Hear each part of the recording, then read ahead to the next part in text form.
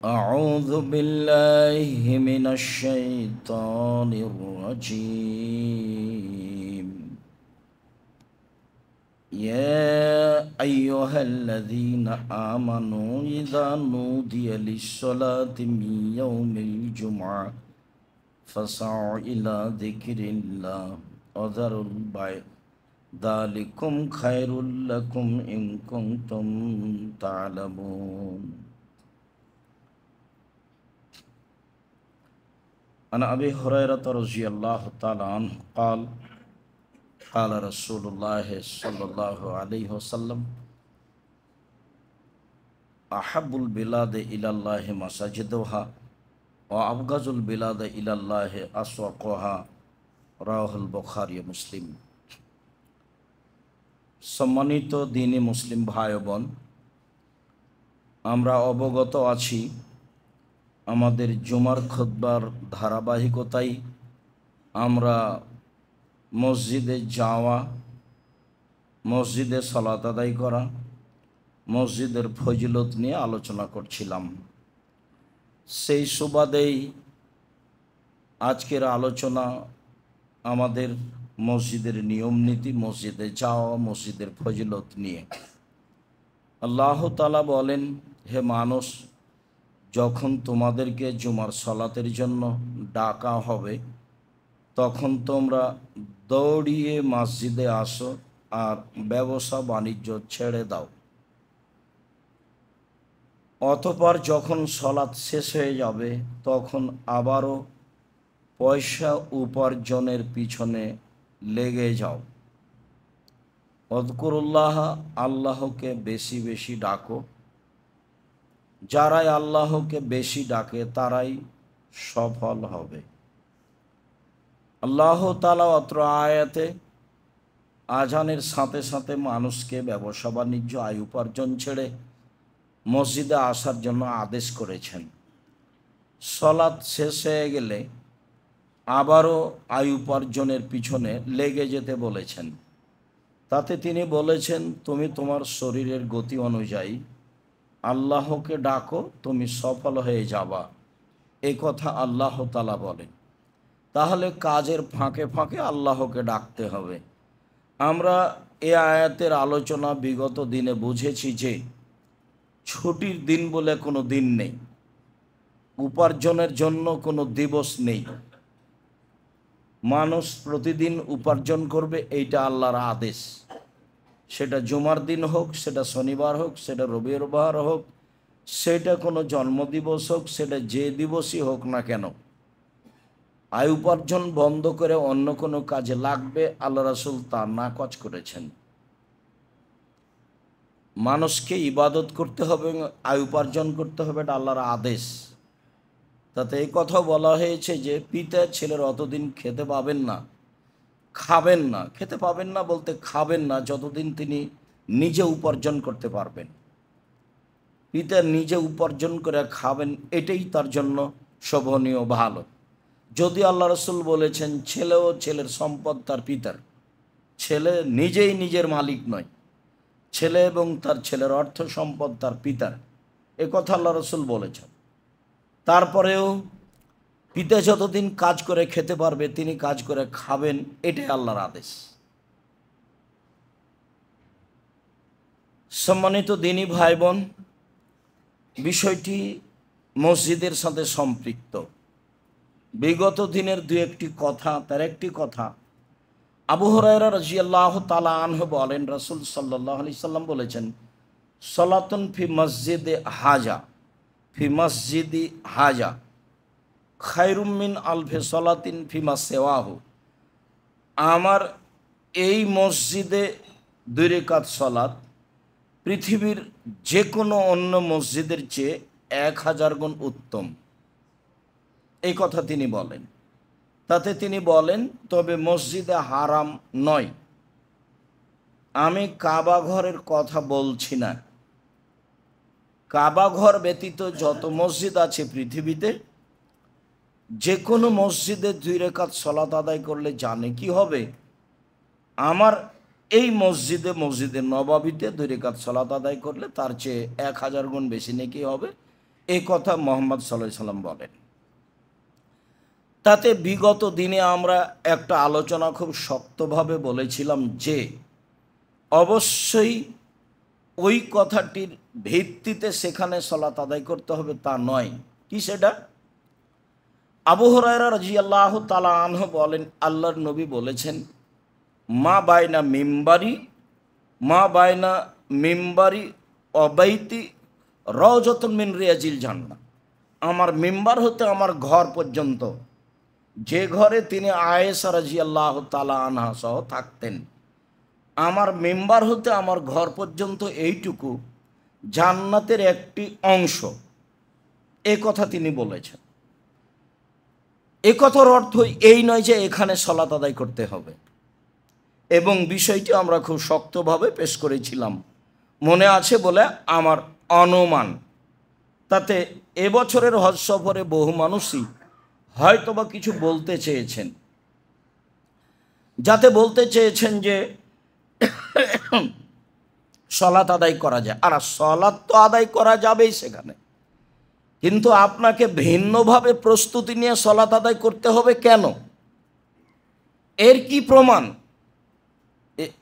এইটুকু তাতে আমি বলেছি, আল্লাহর নবী বলেননি, সাহাবীগণ বলেননি, তাবেঈগণ করেননি, তাবেঈগণ করেননি, পৃথিবীর কোনো বিদ্বান এ কথা বলেননি যে এখানে সালাত আদায় করলে বেশি নেকি হবে। ভুল হিসাব। ওই কথা আবারও চূড়ান্তভাবে বলছি, মসজিদ নববী বর্তমানে যা আছে, 100 বছর পরে যদি তার 4 ও 10 গুণ বেশি হয়ে যায়, যে পর্যন্ত এরিয়া করা হবে সেই পর্যন্ত কোনো এক জায়গায় 2 রাকাত সালাত আদায় করলে পৃথিবীর যে কোনো মসজিদ থেকে 1000 গুণ বেশি নেকি হবে। এ কথাই ঠিক। এটা হলো মসজিদে নববীর মান। রাসূল যেটুকু বড় করেছিলেন সেটুকু মসজিদে নববী। পৃথিবীর মানুষ প্রয়োজনে যত বড় করবে সেটুকু মসজিদে নববী। এর অর্থ এই নয় যে যেটুকুকে তিনি রাওজাতুম মিন রিয়াজিল জান্নাহ বললেন সেইটুকুতে সালাত আদায় করতে হবে। সেটুকু তিনি কি বলেছেন? এই লম্বাভাবে বলেছেন, তার কি তিনি মাপ দিয়েছেন? সেখানে তিনি সালাত আদায় করতে বলেছেন। কেন এত বাড়াবাড়ি করতে হবে? প্রমাণ ছাড়া বাড়াবাড়ি ভুল। আপনি এটার কোনোদিনও করার চেষ্টা করবেন না। পৃথিবীতে যেখানে যারা বাঙালি আছেন, আমি আপনাদের সকল দিনই ভাই বোনকে বলছি, রাসূলকে উপেক্ষা করে কিছু করার চেষ্টা করবেন না। শেষে ইহকালও যাবে, শেষে পরকালও যাবে। কম করেন সেটাই ভালো, বেশি করে বিদাত করবেন সেটা ভালো নয়। রাসূল সাল্লাল্লাহু আলাইহি সাল্লাম বলেছেন, আব্দুল্লাহ ইবনে উমর বলেন যে কানান নবী সাল্লাল্লাহু আলাইহি সাল্লাম ইয়াতি মসজিদ কুবা কুল্লা সাবতিন মাশিয়ান ও রাকিবান। আল্লাহর নবী মসজিদে নববী থেকে প্রত্যেক সপ্তাহে একদিন বা শনিবার তিনি পায়ে হেঁটে বা বাহনে উঠে কোবা মসজিদে যেতেন। মসজিদে নববী থেকে প্রায় 3 কিলোমিটার দূরে। তিনি সেখানে 2 রাকাত সালাত আদায় করতেন। তাতে তিনি বলেছেন, মসজিদে কোবাতে যদি কেউ 2 রাকাত সালাত আদায় করে আর অজু করে বাড়ি থেকে আসে, হোটেল থেকে অজু করে বের হয়ে সেখানে 2 রাকাত সালাত আদায় করে, তাহলে সে একটা উমরার সমান নেকি পাবে। হাদিস সহিহ। এ কথাই ঠিক। মসজিদে নববীতে গিয়ে 40 ওয়াক্ত সালাত আদায় করতে হবে, 5-8 40, তার মানে 8 দিন থাকতে হবে। সেই সুবাদে সব হাজিকে নিয়ে এসে মদিনায় 8 দিন রাখা হয়। কাবা ঘরে জামাত ধরার প্রয়োজন হয় না, আর মসজিদে নববীতে জামাত ধরতে হবে, আর 40 ওয়াক্ত সালাত আদায় করতে হবে, তাহলে দুনিয়া হয়ে যাবে। এত বড় নোংরা জঘন্য বর্বর কথা রাসূল সাল্লাল্লাহু আলাইহি ওয়াসাল্লামের নয়। ভুল হিসাব। যেখানে আল্লাহ রাসূল বলেছেন যে 40 দিন তাকবীরে তাহরিমা পাবে, 40 দিন জামাতের সলাতে তাকবীরে তাহরিমা পাবে, সেটা জঙ্গলে জামাত হোক না হলে মসজিদে জামাত হোক, জামাতে যদি মানুষ 40 দিন তাকবীরে তাহরিমা পায়, তাহলে তার 2টা কাজ। 1, জাহান্নামের তালিকা থেকে নাম কেটে দেওয়া হবে। 2, মুনাফিকি তালিকা থেকে তার নাম কেটে দেওয়া হবে। মুনাফিকি তালিকায় তার নাম থাকবে না, আর জাহান্নামের তালিকায় তার নাম থাকবে না। এই কথা মুহাম্মদ সাল্লাল্লাহু আলাইহি সাল্লাম বলেন। মসজিদে নববীতে 40 ওয়াক্ত সালাত আদায় করতে হবে, মসজিদে রাসূলের কবরের কাছে গিয়ে হাত বাড়িয়ে সালাম দিতে হবে, রাসূল আপনাকে হাত বাড়িয়ে সালাম দিবে, হজের নামে টাকাটি লস। এমনি তো আমি বলে থাকি, যারা হজ করতে যায় সারা পৃথিবীর মহিলা পুরুষ, তাদের 1 নাম্বার লস বানানো দোয়া পড়া। রাসূলের দোয়া দিয়ে হয় না, তখন তারা বানানো দোয়া পড়ে, এটা হলো 1 নাম্বার লস, মানে ও গেছে। 2 নাম্বার হলো প্রায় সবাই মুআল্লিমের সাথে ভালো আচরণ করতে পারে না বিভিন্ন কারণে। কারণ আছে, এ কথাই ঠিক, কারণ সামনে রেখে ওখানে প্রতিশোধ নিতে হবে এ কথা ঠিক নয়।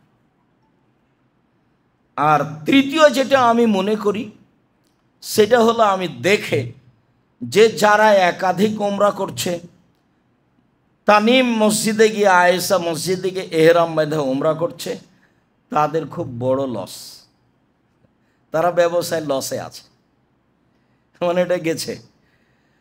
বহুবার বললাম, আপনারা একজন আর একজনকে জানানোর চেষ্টা করেন। আয়েশা রাদিয়াল্লাহু তাআলা আনহা ওমরা চলাকালীন তওয়াফ করছিলেন, তো চট করে হায়েজ আসলো, এটা নারীদের ব্যাপার, তো কান্নাকাটি করছেন। আল্লাহ নবী বলছেন, কি ব্যাপার আয়েশা, কাঁদছো কেন? তুমি তাহলে ঋতুবতী? জি, আপনাদের তো ওমরা হবে, আমার তো আর হলো না। তখন আল্লাহ রাসূল বলছেন, আরে কাঁদো কেন? এইটা তো আদমের মেয়েদের উপরে করে দেওয়া হয়েছে, এখানে তো তোমার স্বাধীনতা নেই। তা হাজিরা যা করে তা করো, তওয়াফ করো না। সলাত আদায় নেই আর তওয়াফ নেই, তওয়াফ ও সলাত কি দিয়ে আপনাকে বুঝায়? কত প্রেম প্রীতি তওয়াফ চলাকালীন, কত বউকে ধরে আছে, আরও কত কাকে, আর কত কিভাবে ছবি উঠাচ্ছে, আর সারা পৃথিবীতে ছবি দেখাচ্ছে আর গল্প চলছে, তার নাম তওয়াফ। আল্লাহ রাসূল বলছেন, আকিলুল কালাম ফিত তওয়াফে ফাইনা তওয়াফ সলাত। তোমরা একেবারেই কথা কম বলো সলাত তওয়াফে, কেননা তওয়াফ ও সলাত কল্যাণপূর্ণ কথা ছাড়া তওয়াফে বলবা না। তওয়াফ ও সলাত, সেখানে এত ছবি আর এত সেলফির সাথে তওয়াফ আছে, এগুলো একটা ফ্যাশন। এই যে প্রতি রামাজানে যাচ্ছে আহাল পরিবার নিয়ে, এটা আস্ত ফ্যাশন। ফকির মিসকিন নেয়, দান করতে পারেন না, সেখানে দেশে ফকির মিসকিন পাওয়া যায় না। আরে ফকির মিসকিন যদি নাই পাওয়া যায়, তো শেষ পর্যন্ত তো জামিয়া সালাফে আছেই। সম্মানিত দিনী ভাই বোন, ধর্ম এমন নয় আপনি যেটা মনে করেছেন সেটা নয়। আর আরাফার মাঠকে মূল্যায়ন করার মতো তো পরিবেশ মানুষের থাকে না। আরাফার মাঠে বেশি মারামারি হয়, হইচই গন্ডগোল হয়, জায়গায় পায় না অনেক মানুষ, জায়গাতে আবার সংকীর্ণ, কে কার কথা শোনে, কে কার কথা মানে, যার যেটা প্রয়োজন সে সেটা বলে নেই। আর যখন সলাতের টাইম আসে তখন কিনা ঝগড়া, কে পড়বে, যে 2 রেকাত পড়বে না 4 রেকাত পড়বে, আবার 4 রেকাত পড়বে তো একসাথেই জোহর আসর পড়বে না, জোহরের টাইমে আসর আসরের টাইমে। ধর্ম তো ওখানে মানার ব্যাপারে স্বাধীন, সরকারি তার কোনো নিয়ম নেই। সরকারের পক্ষ থেকে সরকার তো লিজ দিয়ে রেখেছে, যারা লিজ নিয়েছে, যারা টেন্ডার নিয়েছে, তারা তো হইচই হতে দেবে না। কোনো প্রকার পুরুষ পুলিশ আর নারী পুলিশ আর যে হোক না কেন, কারোর প্রয়োজন নাই যে হজ ভালোভাবে হোক, সবার প্রয়োজন যেন কোনো হইচই না হয়, সবার প্রয়োজন কোনো সমস্যা যেন না হয়। 40% বেশি জায়গা ফাঁকা থাকে, কিন্তু আপনাকে যেতে দেবে না, ওখানে সলাত আদায় করতেও দেবে না। পাহারাদার দিয়ে আর পুরুষ আর নারী দিয়ে আর ওই যে ঘেরার বাড়গুলো দিয়ে কাবাঘর ভর্তি করা আছে, যেখান দিয়ে যাবেন সেটাই নিষেধ, মামনু, সব নিষেধ। আর আপনার কিছু করারও নেই, আল্লাহ মাফ করো। তো হজের নিয়ম কারণ, কে আরাফাকে মূল্যায়ন করবে? আরাফা তো হলো যখন গেছে, বলেছি, তারপরেও আসলে আবেগে বলছি আপনাকে, বলে তো গেছি, একদিন তো খুতবায় এ বিষয় হয়েছে। তো আরাফার মাঠে তো 1 নম্বর কথা আগে থেকেই ছিল, লাব্বাইক আল্লাহুম্মা লাব্বাইক লাব্বাইক লা শারীকা লাকা লাব্বাইক ইন্নাল হামদা ওয়া নি'মাতা লাকা ওয়াল মুলক লা শারীকা লাক চলবে। আরেকটা দোয়া এসে যোগ হয়েছে, তাতে আল্লাহ রাসূল বলেছেন, খায়রি দোয়া ইয়ামে আরাফা, সবচেয়ে উত্তম দোয়া হচ্ছে আরাফার দোয়া। ও খায়রু মা কালা আল আম্বিয়া মিন কাবলি, সবচেয়ে উত্তম দোয়া আমার পূর্বে নবীগণ বলেছেন এবং আমি যেটা বলেছি। তাহলে বোঝা যাচ্ছে এই দোয়া এই মাঠে পূর্বের সব নবী বলেছেন, তা হলো লা ইলাহা ইল্লাল্লাহু ওয়াহদাহু লা শারীকা লাহু লাহুল মুলকু ওয়া লাহুল হামদু ওয়া হুয়া আলা কুল্লি শাইইন কাদির। আর জোহর আসর একসাথে পড়ে নেওয়ার পরে এই যে হাত তুলে দোয়া শুরু হবে, কান্নাকাটি যে যা পারে সূর্য ডুবা পর্যন্ত, এর নাম আরাফার মাঠ। আরাফার মাঠে আল্লাহ তাআলা বলেন ফেরেশতাদেরকে, ফেরেশতা দেখো তো আমার দাস দাসী এলোমেলো চুলে ধুলাবালি মেখে কি বলে। দেখো তো ফেরেশতা আমার দাস দাসী পুরুষ নারী এলোমেলো চুলে ধুলাবালি মেখে রোদের মধ্যে কি বলে। ওরা যা বলে সেটা আমি করে দিলাম। আল্লাহ রাসূল বলছেন, বেলাল একটু জনগণকে থামতে বলো। আমি জনগণকে থামতে চুপ থাকতে বললাম, মানুষ তো অনেক। আল্লাহ রাসূল বললেন, জনগণ শোনো, জিবরাইল এখনই আমার কাছে এসেছিলেন। জিবরাইল আমাকে বললেন, মোহাম্মদ আল্লাহ আপনাকে সালাম দিয়েছেন। এক। দুই, মোহাম্মদ আল্লাহ তাআলা আরাফাবাসী এবং মুজদালিফাবাসীকে ক্ষমা করে দিয়েছে। তিন, আরাফাবাসী যারা আরাফায় উপস্থিত হয়েছে তাদের জিম্মেদারি আল্লাহ নিয়ে নিয়েছেন। সেখানে চলছে হইচই, কে কাকে মানে। আর আসরের পর থেকে হইচই, চলো চলো আগে গাড়িতে উঠো। গাড়িতে উঠলে আপনি দোয়া করতে পারবেন? কোথায় ব্যাগ, কোথায় বউ, কোথায় ছেলে মেয়ে, কোথায় কি, কোথায় ইবাদত গেছে ধুয়ে, শুধু খালি হইচই। যা দেখেছেন বা দেখছেন, যা বাস্তবে আপনি কোনোদিন গেলে দেখবেন। যাক, বলছিলাম রাসূল সাল্লাল্লাহু আলাইহি সাল্লাম প্রত্যেক দিন, প্রত্যেক সপ্তাহে শনিবারে পায়ে হেঁটে বা বাহনে উঠে মসজিদে কোবাতে যেতেন। কোনো দিন গেলে মসজিদে কোবাতে যেতে হবে 2 রাকাত সালাত আদায়ের জন্য। রাসূল সাল্লাল্লাহু আলাইহি সাল্লাম বলেছেন তাতে কবুল হজের সমান নেকি হবে। উল্লেখ্য যে এখানে একটি কথা বিগত জুমায় হয়তো বা অনেক মহিলা বা পুরুষ বুঝতে পারেননি। সেটা হলো এই যে মসজিদের নববীতে 1000 গুণ বেশি নেকি হবে। আর বলেছিলাম কাবা ঘরে কি হবে? কাবা ঘরে 1,00,000 গুণ বেশি নেকি হবে। এই হাদিসটাতে একটু ত্রুটি রয়েছে, তবে লক্ষের বেশি হবে মর্মে যত হাদিস আছে সবই সই। লক্ষের বেশি, লক্ষের বেশি, লক্ষের বেশি, বোঝা যায় না কথা। তাতে মনে হয়েছিল বিগত জুমায় আলোচনার এক পর্যায়ে কিছু মহিলা বা কিছু পুরুষ বুঝতে ভুল করেছিলেন যে কাবা ঘরে লক্ষের বেশি, সব হাদিস লক্ষের বেশি, সব সহি। হজ করতে গিয়ে, উমরা করতে গিয়ে মানুষ যেটা লসে থাকে, লাভটা ভুলে গিয়ে সেটা, যেগুলো লসের কথা বললাম, আর লাভে যেটা ছিল সেটা করতে পারে না। সেটা হলো কাবা ঘরে তফের চেয়ে আর কোনো দামি ইবাদত নেই। তফ শুরু করলে পা যতবার উঠাবে তত 10টা পাপ মিটে যাবে আর 10টা নেকি লিখা হবে। পা নামালে 10টা পাপ মিটে যাবে আর 10টা নেকি লিখা হবে। আর রুকনে ইয়ামানি থেকে হাজরে আসওয়াদ পর্যন্ত গেলে তার পাপ মুছে দেওয়া হবে। এটা হলো তফ। তাতে আল্লাহ রাসূল বলেছেন 24 ঘন্টা সালাত চলবে, তফ চলবে, এখানে কোনো নিষিদ্ধ সময় নেই। তাতে তিনি বলেছেন 24 ঘন্টা সালাত চলবে, কোনো নিষিদ্ধ সময় নেই। 24 ঘন্টা তফ চলবে, তাতে কোনো নিষিদ্ধ সময় নেই। মনে রাখা ভালো হবে যে নিষিদ্ধ সময় পৃথিবীর সব মসজিদেই রয়েছে, কাবা ঘর ব্যতীত। মনে রাখা ভালো হবে যে নিষিদ্ধ সময় পৃথিবীর সব মসজিদে রয়েছে, কাবা ঘর ব্যতীত। কাবা ঘরে কোনো নিষিদ্ধ সময় নেই। 2 রাকাত সালাত আদায় করলে 1,00,000 রাকাতের বেশি নেকি হবে, এ কথাই ঠিক। তফ করলে এমন নেকি হবে, এ কথাই ঠিক। সেখানে হাজি ঘুমিয়ে আছে আর মসজিদের নববীতে গিয়ে 40 ওয়াক্ত সালাত ধরবে, তাই দৌড়াদৌড়ি লেগেছে। জবাব মুআল্লিমকে দিতে হবে। যারা দায়িত্ব পালন করছে, যারা বই লিখেছে, তাদের দিতে হবে। আমার বুঝে আল্লাহ আমাকে মাফ করো, আমি আমার তদন্তে বলছি, আমার কথাই চূড়ান্ত এ কথা নয়। তবে আমার তদন্তে আমি বলছি 95% থেকে 98 জন, 1999 জন মানুষের হজ হয় না। এবং প্রায় বই মিথ্যা কথা লেখা আছে, 2-1টার কথা বলতে পারছি। প্রায় বই ধর্মের নামে মিথ্যা কথা আছে হজের বই। সম্মানিত দিনী ভাই বোন, বলছিলাম উসাইদ রাদিয়াল্লাহু তাআলা আনহু বলেন, রাসূল সাল্লাল্লাহু আলাইহি সাল্লাম বলেছেন, এজা দাখালা আহাদুকুমাল মসজিদা ফালিয়াকুল আল্লাহুম্মা ইফতাহ লি আবওয়াবা রাহমাতিক। কোনো ব্যক্তি যখন মসজিদে ঢুকবে তখন সে যেন বলে, আল্লাহ আমার জন্য তুমি তোমার রহমতের দরজা খুলে দাও। এই দিয়ে ঢোকা হয় মসজিদে। আল্লাহ তুমি আমার জন্য তোমার রহমতের দরজা খুলে দাও, এই নিয়ে ঢোকা হয় মসজিদে।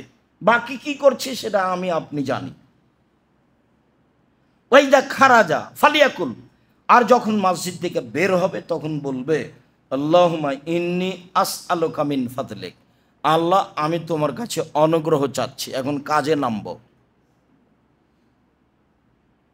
এখন আয় উপার্জনের নামবো, টাকা পয়সা দাও। এতক্ষণ যা করেছি তার রহমত, তাসবিহ তাহলিল জিকির আজকার করেছি, আর এখন কাজে নামবো, টাকা পয়সা দিয়ে দাও, যা হারিয়ে গেছে ব্যবসা বাণিজ্য সেটা ঠিক করে দাও। এখন বের হচ্ছে আয় উপার্জনের জন্য। আল্লাহুম্মা ইন্নী আসআলুকা মিন ফাদলিক, আল্লাহ আমি তোমার অনুগ্রহ চাচ্ছি। কি অনুগ্রহ? জমি জায়গা, বাড়ি ঘর, আহাল পরিবার, ছেলে মেয়ে, টাকা পয়সা, যা কিছু দুনিয়াতে প্রয়োজন। আবু কাতাদা রাদিয়াল্লাহু তাআলা আনহু বলেন, রাসূল সাল্লাল্লাহু আলাইহি সাল্লাম বলেছেন, এজা দাখালা আহাদুকুমুল মসজিদা ফালিসাল্লি রাকাতাইনি ক্বাবলা ইয়াজলিসা, যখন তোমাদের কোনো ব্যক্তি মসজিদে প্রবেশ করবে তখন সে যেন বসার পূর্বে 2 রাকাত সালাত আদায় করে। মনে রাখা ভালো হবে যে মসজিদে ঢুকে 2 রাকাত সালাত আদায় করতে হবে, বসার জন্য, অপেক্ষা করার জন্য এই হাদিসের সাথে নিষিদ্ধ সময়ের কোনো সম্পর্ক নেই। মসজিদ আল্লাহর, বসতে চাইলে তার কাছে অনুমতি নিতে হবে। তা আপনি কি বলবেন যে আল্লাহ আপনার মসজিদে বসতে চাচ্ছে, একটু বসতে দেন? যদি দেখতে পান যিনি খুতবা দিচ্ছেন যে একটা লোক ঢুকে বসে গেছে, তাহলে ইমামের জরুরি কর্তব্য কি? তাকে বলবেন উঠেন, 2 রাকাত সালাত আদায় করেন। তারপরে খুতবা চলাকালীন আল্লাহ রাসূল আদেশ করছেন, উঠতে বলছেন। সম্মানিত দিনী ভাই বোন, বিষয় বুঝে একটু আমল করার চেষ্টা করি। আল্লাহুম্মা সাল্লি আলাইহি আল্লাহুম্মা বারিক আলাইহি।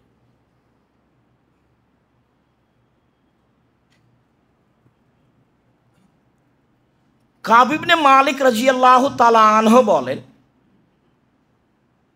লা ইয়াকদামু রাসূলুল্লাহ সাল্লাল্লাহু আলাইহি ওয়াসাল্লাম মিন সাফারিন ইল্লা নাহারান ফি যুহা। রাসূল সাল্লাল্লাহু আলাইহি ওয়াসাল্লাম যখনই সফর থেকে বাড়িতে আসতেন তখন সাধারণত সকাল 8টা-9টার দিনে আসতেন। রাতে তিনি বাড়িতে প্রবেশ করতেন না। সাধারণত তিনি দিনে আসতেন সফর থেকে। ওয়াইদা কাদেমা বাদাবিল মসজিদ, সফর থেকে বাড়িতে আসলে আগে মসজিদে ঢুকতেন। ফসল্লা ফিহে রাকাতাইনে, তারপর মসজিদে ঢুকে 2 রাকাত সালাত আদায় করতেন। সুমা জালাসা ফিহে, তারপর সেখানে বসতেন। তাহলে বাহির থেকে কেউ যদি বাড়িতে আসতে চায় সফর থেকে, তাহলে সফর থেকে বাড়িতে আসলে বাড়িতে ঢোকার সুন্নাত কি? আগে মসজিদে ঢুকতে হবে, মসজিদে ঢুকে 2 রাকাত সালাত আদায় করতে হবে। মানুষজন কেউ থাকলে ওখানে বসে একটু কথা বলতে হবে, 2-1 মিনিট, 2-4 মিনিট, তারপরে বাসায় আসতে হবে। এটাই সুন্নাত।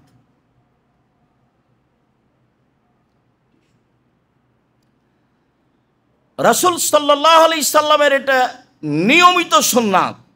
আমরা যখন আসব তখন এইটুকু সুন্নাত পালন করার চেষ্টা করতে হবে। আনাস রাদিয়াল্লাহু তাআলা আনহু বলেন, আবু হুরায়রা রাদিয়াল্লাহু তাআলা আনহু বলেন, রাসূল সাল্লাল্লাহু আলাইহি সাল্লাম সামিয়া রাজুলান ইয়ানসুদু যাল্লাতান ফিল মসজিদ, একটা লোককে হারিয়ে যাওয়া জিনিস খুঁজতে শুনলেন মসজিদে। একটা লোক বলছে, আমার কাপড় হারিয়ে গেছে, বা আমার টুপি হারিয়ে গেছে, আমার টাকা হারিয়ে গেছে, কেউ পাইলে একটু দিবেন। এইভাবে একটা লোক হারিয়ে যাওয়া জিনিস খুঁজছে মসজিদে। তখন আল্লাহ রাসূল বললেন, ফালিয়াকুল, সে যেন বলে, আল্লাহ রাসূল বলছেন সে যেন বলে, লা রাদ্দাহাল্লাহু আলাইকা। আল্লাহ রাসূল বললেন, লা রাদ্দাহাল্লাহু আলাইকা, তোমার হারিয়ে যাওয়া জিনিস যেন আল্লাহ তোমাকে ফেরত না দেয়।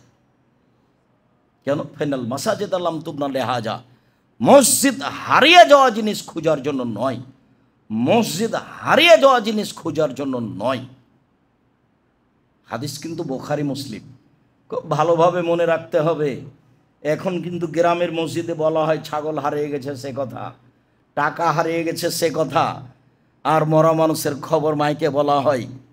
মরা মানুষের খবর দিতে হবে, হাদিস বুখারী মুসলিম।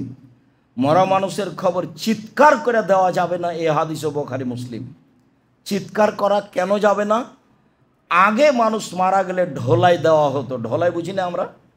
আগে তো গ্রামে বলতো, ঢোলের উপরে মারতো, ঢাকের উপরে মারতো বাড়ি, আর লোকটা চলে যেত আর বলতো আজকে বিকাল 3টায় অমুক হবে। বা কেউ জিজ্ঞাসা করতো কি ব্যাপার, কিসের ঢোলাই? বলে আজকে অমুক জায়গায় কাছারিতে বিকাল 3টায় বৈঠক আছে, এরকম কিছু বলা হতো। এরকম চিৎকার করে বলা হতো, যেই চিৎকার মাইকিং করে বলছে অমুক ব্যক্তি তার নিজ বাসভবনে বা হাসপাতালে ইন্তেকাল করিয়েছেন, মারহুমের জানাজা বিকাল 3টায় অনুষ্ঠিত হবে, আপনারা সবাই মিলে জানাজা অংশগ্রহণ করে অশেষ সওয়াবের ভাগীদারি হন। ধর্ম পাগল হয়ে গেছে, ধর্ম এখন মানুষের হাতে, হজ মানুষের হাতে, নিজের ব্যাপার। কি দিয়ে আপনাকে বলি, যা 2013 সালে ঘটেছিল আজকে তাই ঘটেছে। সেদিন 29 তারিখ ঢাকা হাজি ক্যাম্পে ঢুকলাম, চামড়ার স্যান্ডেলগুলো পায়ে আছে, মুরব্বী মানুষ 24 বছর থেকে এখানে মানুষকে হজের নিয়ম কানুন শেখাচ্ছে। ঢুকতে আমাকে বলছে স্যান্ডেলটা খুলেন। কেন কেন স্যান্ডেল খুলতে হবে? যে এহরাম পরলে এই স্যান্ডেল চলবে না। কে বলেছে আপনাকে কথা? ধর্ম কি আপনার বাপের সম্পত্তি? ধর্ম কি পৈতৃক সম্পত্তি নাকি? কতদিন থেকে আপনি এই কাজ করেন? 24 বছর থেকে। 24 বছর থেকে মানুষের হজ নষ্ট করেছেন। এহরাম আমি জুতা পরিবর্তন করব কেন? কে আপনাকে কথা বলেছে? যান আপনি বলে দিন আজ থেকে 24 বছর থেকে আমি মানুষের হজ নষ্ট করেছি। আব্দুর রাজ্জাক বিন ইউসুফ বলেছেন, রাসূল সাল্লাল্লাহু আলাইহি সাল্লাম এহরাম বাঁধার জন্য জায়গা উল্লেখ করেছেন। ভারত, বাংলাদেশ, পাকিস্তান এলামলাম এহরাম বাঁধবে, এমনও তার অন্তর্ভুক্ত। তাতে তিনি বলেছেন এমানবাসীর জন্য এলামলাম। তারপরে তিনি বলেছেন হুন্না লাহুন্না, এইসব এলাকার জন্য এই জায়গা। তারপরে তিনি বলেছেন ওমান আতা আলাইহিন্না, সারা পৃথিবীর মানুষ যারা এমানের উপর দিয়ে পার হবে, এই জায়গার উপর দিয়ে তারা এলামলামে এহরাম বাঁধবে। ভারত, বাংলাদেশ, পাকিস্তানের মানুষ ঢাকা থেকে যাক, করাচি থেকে যাক, বোম্বাই থেকে যাক, কলকাতা থেকে যাক, সব বিমান এলামলামের উপর দিয়ে পার হয়। এবং বৈমানিকের পক্ষ থেকে বলা হয় এখন থেকে নিয়ে 30 মিনিটের মধ্যে বিমান এলামলামের উপর দিয়ে পার হবে, এই কথা বলা হয়। এবং অনেক বিমানে বলা হয় এহরাম এহরাম এহরাম। আপনি কাপড় পরেছেন ভালো কথা, অসুবিধা হতে পারে বিমানে, এইখানে আপনাকে লাভবাহিক বলতে হবে কেন? ভদ্রলোক বলছে যে বাড়ি থেকে এহরাম বাঁধলে হবে। আমি এখন কি বলতে পারি? তা আমার চট করে ধরা পড়েছে। এই কথা তো আমাকে 2013 সালে বলেছিল, এই মুরব্বী তাহলে বলেছিল। অনেক কিছু বললাম এখানে রুজি উপার্জন করতে হবে না। যদি কোথাও না পাওয়া যায় রুজি, তাহলে ভিক্ষা করে খেতে হবে। আপনি মুরব্বী মানুষ, ভিক্ষা করে খাওয়া লাগবে না। জামিয়া সালাফে আসেন, কোনো কাজ দেওয়ার চেষ্টা করবো ইনশাআল্লাহ।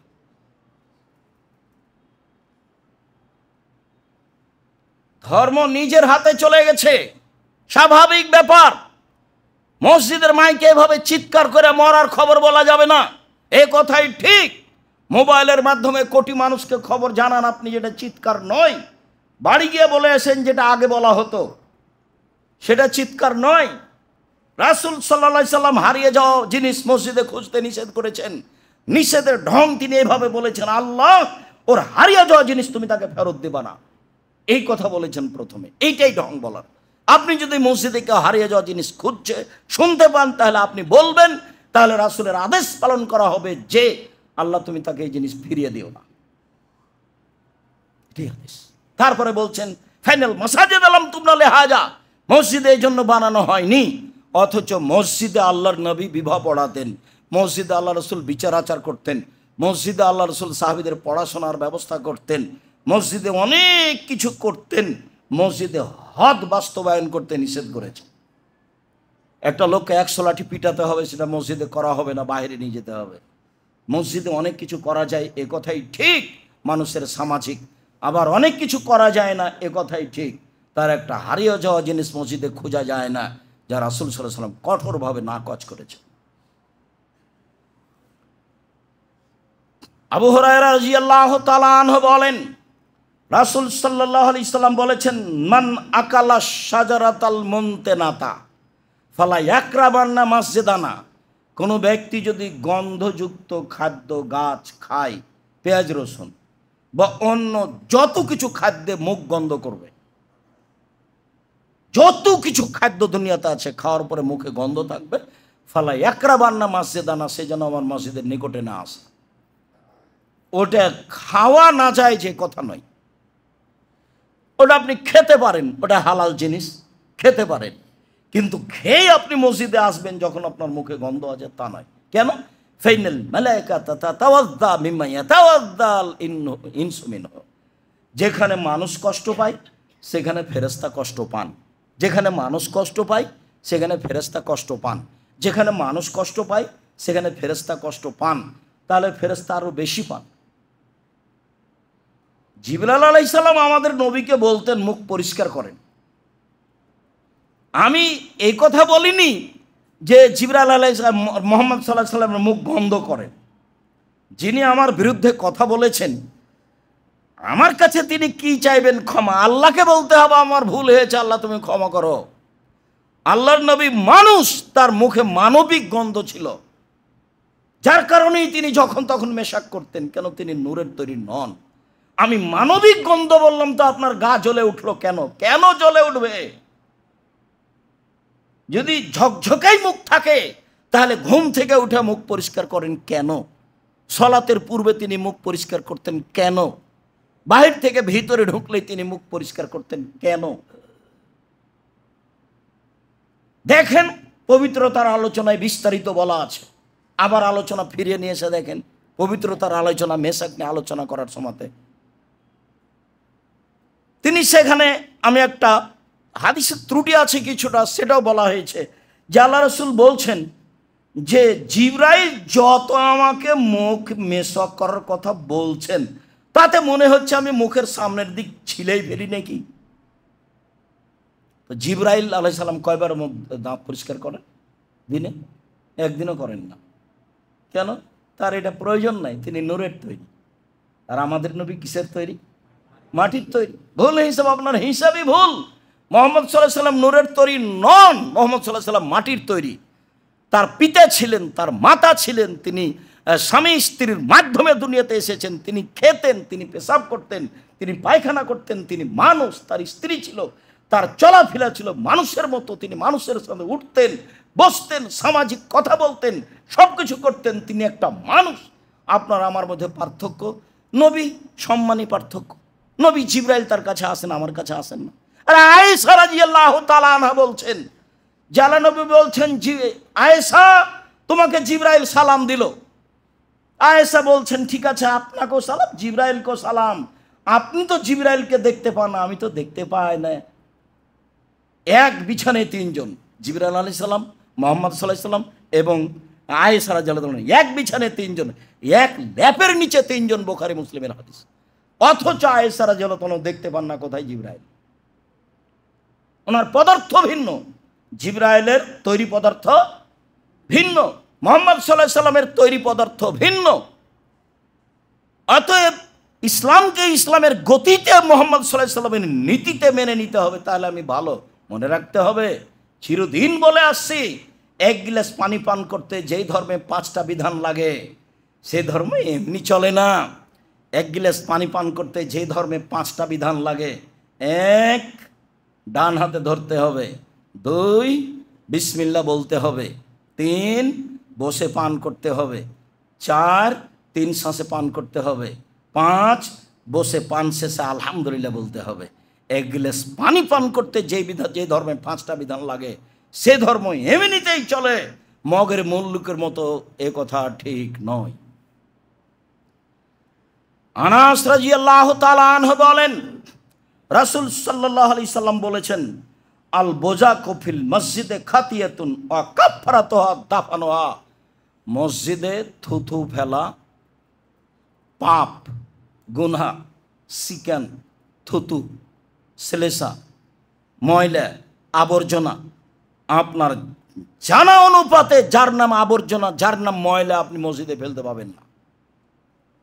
আর যদি পড়েই যায় বা ফেলে দেওয়াই হয় তো কাফফারা তোহা দাফানোহা, এই পাপের কাফফারা হচ্ছে তা পরিষ্কার করতে হবে, মিটিয়ে দিতে হবে। আল্লাহ বলছেন ইব্রাহিম আলাইহিস সালামকে, বাপ বেটাকে মসজিদ পরিষ্কার করে রাখেন, যারা তওয়াফ করতে আসবে তাদের জন্য, যারা সালাত আদায় করবে তাদের জন্য। ইব্রাহিম আলাইহিস সালামকে বলছেন আল্লাহ, আর ইসমাইল আলাইহিস সালামকে বলছেন মসজিদ পরিষ্কার করে রাখেন। তাহের বাইতে আলি তয়ফিন, আমার ঘর পরিষ্কার করে রাখেন। এবারে সরকারিভাবে মসজিদ নববীকে পরিষ্কার করা হয়। একটা খেজুরের বীজ আপনি যদি ফেলে দেন সেটা 3 মিনিট পড়ে থাকবে এটা মনে হয় না, 30 সেকেন্ডের মধ্যে সেটা উঠিয়ে নেওয়ার মানুষ আছে। হাজার হাজার লাখ লাখ কর্মচারী মানুষ আছে তাকে পরিষ্কার করার জন্য।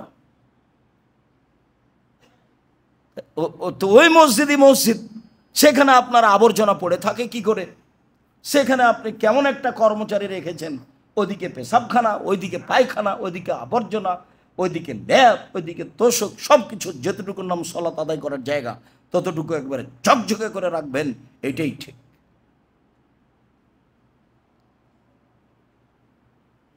আবু যার গেফারি রাদিয়াল্লাহু তাআলা আনহু বলেন, রাসূল সাল্লাল্লাহু আলাইহি সাল্লাম বললেন, ওরেজাত আলাইয়া, ওরেজাত আলাইয়া আমালা উম্মতি, আমার কাছে আমার উম্মতের সব আমল পেশ করা হলো। হাদিস বুখারী মুসলিম।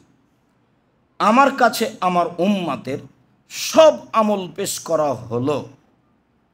ফাওয়াজাদতু ফি মাহাসিনে আমালিহা, আমি আমার উম্মতের সবচেয়ে যেটা ভালো নেকি পেলাম, আমার উম্মতের ভালো মন্দ যে নেকি আমার কাছে পেশ করা হলো তার মধ্যে সবচেয়ে যেটা ভালো নেকি পেলাম, উত্তম নেকি পেলাম, সেটা হলো এই আল আদা ইউমাতানি তরিক, ওই ময়লা কষ্টদায়ক জিনিস যেটা রাস্তায় পড়েছিল সরিয়ে দেওয়া হয়েছে।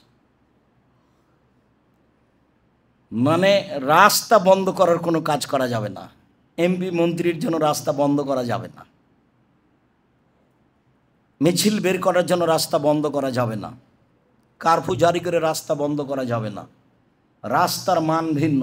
একাধিক হাদিস, আফজলুল ঈমান লা ইলাহা ইল্লাল্লাহ, সবচেয়ে উত্তম ঈমান লা ইলাহা ইল্লাল্লাহ, ওয়াদনাহে মাতাদুল আজানিত তরিক, আর ঈমানের যেটা সবচেয়ে ছোট শাখা সেটা হলো রাস্তা থেকে কষ্টদায়ক জিনিস সরিয়ে দেওয়া। আপনার বাড়ির সামনে একটা কুকুর মরে পড়ে আছে, চেয়ারম্যানকেই সরাতে হবে? কে বলেছে? এমপিকেই সরাতে হবে? কে বলেছে? আপনি নিজে সরান, লেবার দিয়ে সরিয়ে দেন।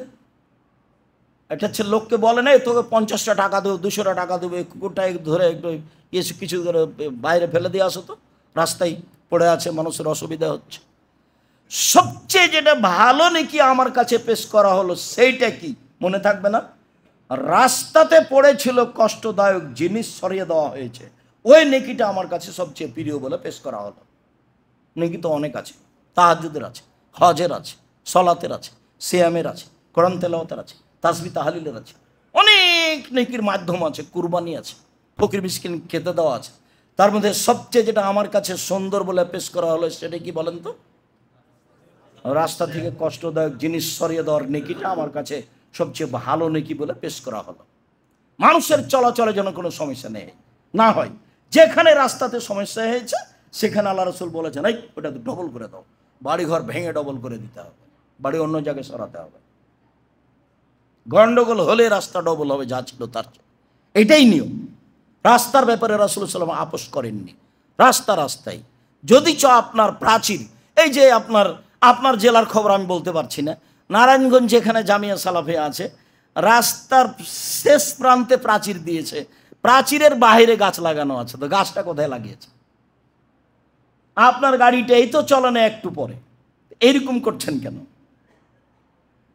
প্রাচীরের শেষ প্রান্তে আপনি প্রাচীর দিয়েছেন, জমির শেষ প্রান্তে প্রাচীরের বাইরে গাছ লাগিয়েছেন, এটা কি? রাসূল সাল্লাল্লাহু আলাইহি সাল্লামের কাছে সবচেয়ে উত্তম আমল যেটা পেশ করা হলো আমলের মধ্যে, সেটা এটা। তারপরে অমিন মাসাবিয়া আমালেহা, আমার উম্মতের সবচেয়ে যেটা খারাপ আমল আমার কাছে পেশ করা হলো সেটা হলো আন-নখাতো ফিল মসজিদে তাকুনো ফিল মসজিদে লা তুদফানো, ময়লা মসজিদে পড়ে আছে সেটা সরানো হলো না।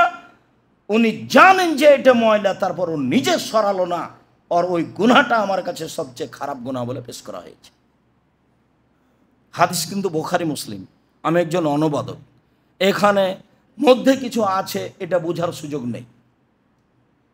আমার কাছে যেটা সবচেয়ে খারাপ পাপ বলে পেশ করা হলো সেটা আপনার চোখের সামনে বা আপনার পক্ষ থেকে ময়লা মসজিদে পড়ে গেল, সেটা আপনি সরালেন না, সেটা হলো খারাপ পাপ বলে রাসূলের কাছে পেশ করা হলো, যা রাসূল সাল্লাল্লাহু আলাইহি ওয়াসাল্লাম বলেন।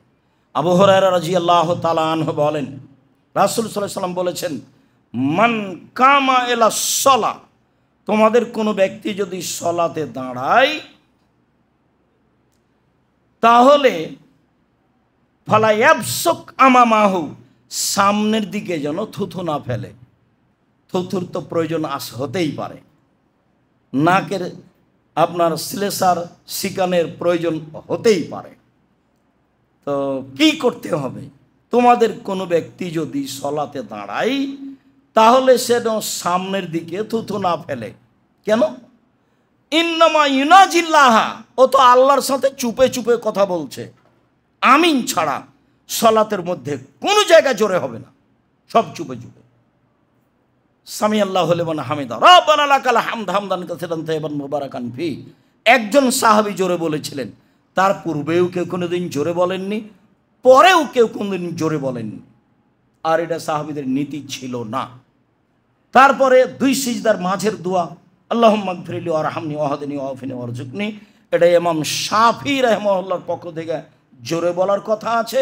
ভারত, বাংলাদেশ, পাকিস্তানে যারা চার মাঝহাবের কোনো একটা মাঝহাব মানতে হবে বলেই মুসলিম পার্সোনাল ল খ্রিস্টানেরা চেয়েছিল,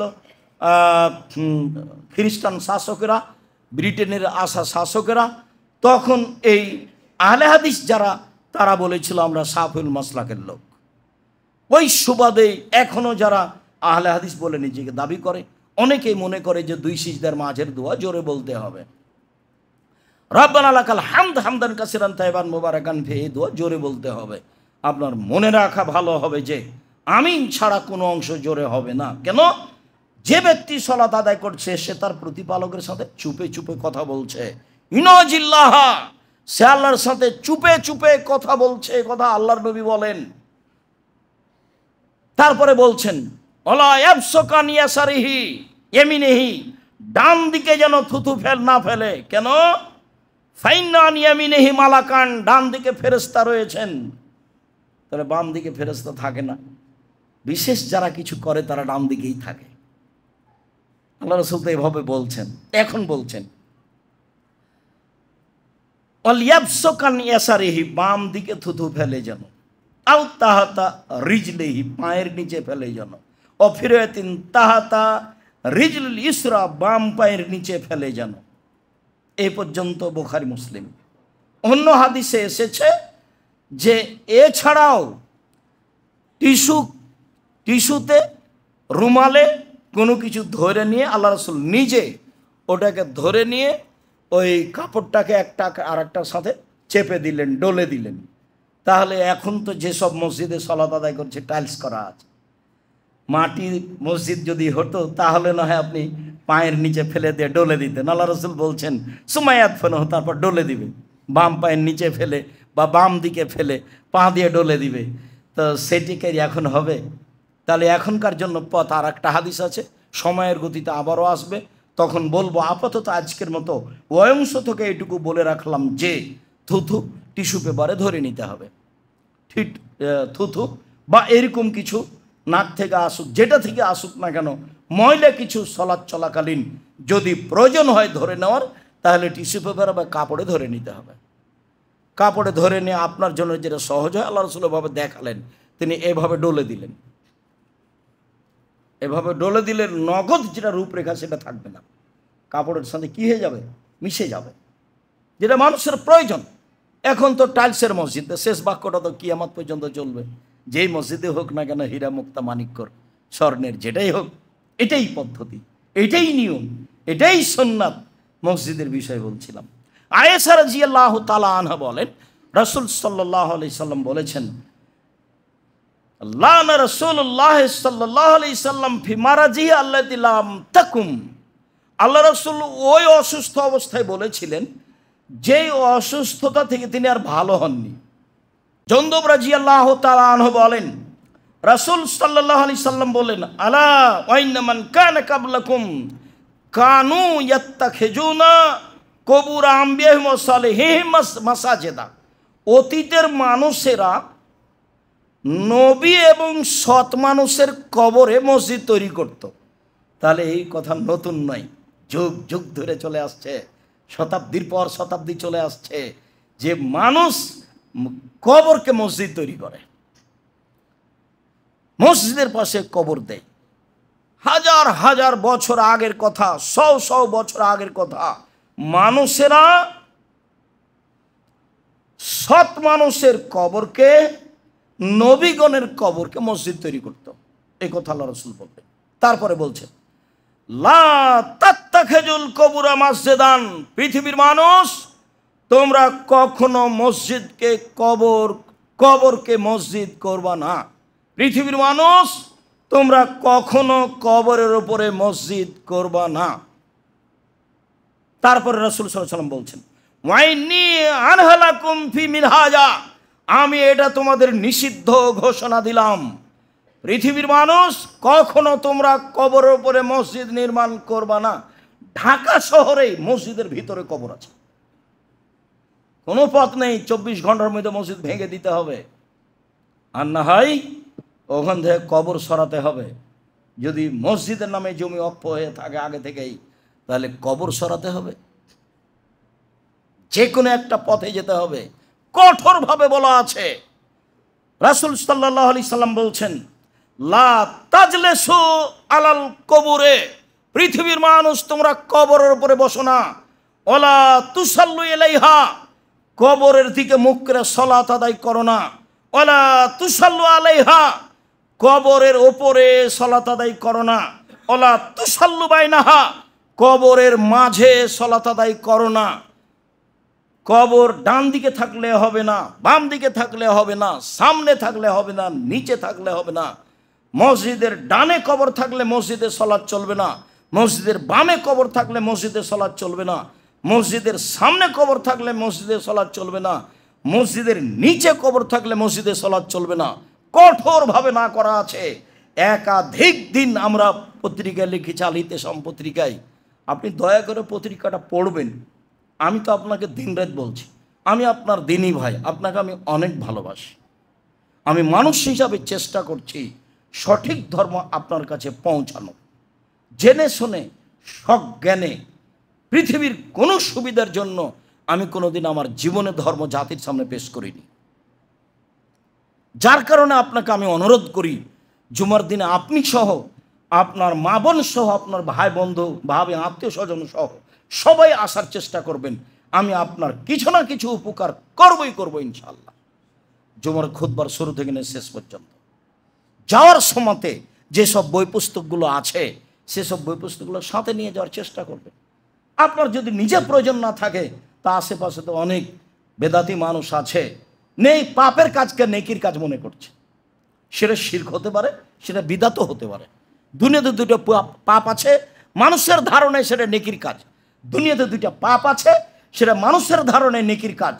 দুনিয়াতে দুইটা পাপ আছে, যে পাপের নিজস্ব ক্ষমতা আছে, অন্যান্য পাপের নিজস্ব ক্ষমতা নেই। মানুষের ধারণায় নেকির কাজ, অথচ সেটা পাপ। সেটা কি? বিদাত। সেটা কি? শিরক। আর এর নিজস্ব ক্ষমতা হলো বিদাত ইবাদাত কবুল হতে দেবে না যতদিন আপনি না ছাড়বেন। লাইফ বলা আনহা আদল সারফ, তার ফরজ ইবাদাত কবুল হবে না, তার নফল ইবাদাত কবুল হবে না ও যদি বিদাত করে তাহলে। আর শিরক মানে অতীতের সব নেকি গেছে। ঢাকা বিমানবন্দরে নেমে আপনার ছেলে এসেছে দামি গাড়িটা নিয়ে আপনাকে নিয়ে যাবে, গোলাপ শাহের মাজারের পাশ দিয়ে যাচ্ছিলেন, 10 টাকা আপনি গোলাপ শাহের মাজারে দিয়ে দিয়েছেন। হজের যদি এক নেকি থাকে, সুবহান আল্লাহর যদি এক নেকি থাকে, তাহলে ইসলাম ধর্ম মিথ্যা। আপনার এক নেকি থাকলো না, এ কথাই ঠিক। আমি যদি বুঝাতে না পারি তাহলে আমি অক্ষম। শরীয়ত ঠিকই আছে, আমার অক্ষমতার ধরুন আপনাকে আমি বুঝাতে পারিনি। এটাই চূড়ান্ত যে দুনিয়াতে দুইটা পাপ আছে, যেই পাপের নিজস্ব ক্ষমতা আছে, যেটা মানুষের ধারণায় নেকির কাজ অথচ তা পাপের কাজ। এক, শিরক। 2, বিদআত। শিরক করলে আল্লাহকে অপমান করা হয়, অতীতের নেকি নষ্ট হয়ে যায়। বিদআত করলে রাসূলকে অপমান করা হয়, ইবাদত কবুল হয় না। নবী বলেছেন এলাম লাম, আর মুরব্বি বলছে বাড়ি থেকে এহরাম বাঁধলে চলবে। তো রাসূল কেন এসেছেন আমি এখন কি দিয়ে বলি? কি ছাই করতে আল্লাহ নবী আসলেন? নাউজুবিল্লাহ মিন জালিক। নবী তো আমার আপনার জন্য এসেছেন। পৃথিবীর কোনো মানুষের যে কথা চলে না, একমাত্র মুহাম্মদ সাল্লাল্লাহু আলাইহি ওয়াসাল্লামের কথা চলে। ওমর যদি বলেন কাল থেকে এহরাম বাঁধতে হবে স্ব স্থান থেকে, সে কথা বাতিল। সম্মানিত দিনী ভাই বোন, আপাতত আজকের মতো আমরা শেষের স্থানে চলে আসলাম। এই বিষয়ে সময়ে কথা আরও বেশি হবে। কবর নিয়ে আল্লাহ রাসূলের অনেক কঠোর কথা আছে। উঁচু কবর ভেঙে দিতে বলেছেন, যেমনভাবে তিনি বলেছেন যে ছবি মূর্তি ভেঙে দাও, লা তাদা তেমসালিল্লা তমাস্তাহ আলী, তুমি ছাড়বে না কোনো ছবি মূর্তি ভাস্কর্য, সবকে ভেঙে চৌচির খান খান করে দাও। আলী তুমি ছাড়বে না কোনো উঁচু কবর, সবকে ভেঙে সমান করে দাও। হাদিস মুসলিম, একাধিক সহিহ হাদিস।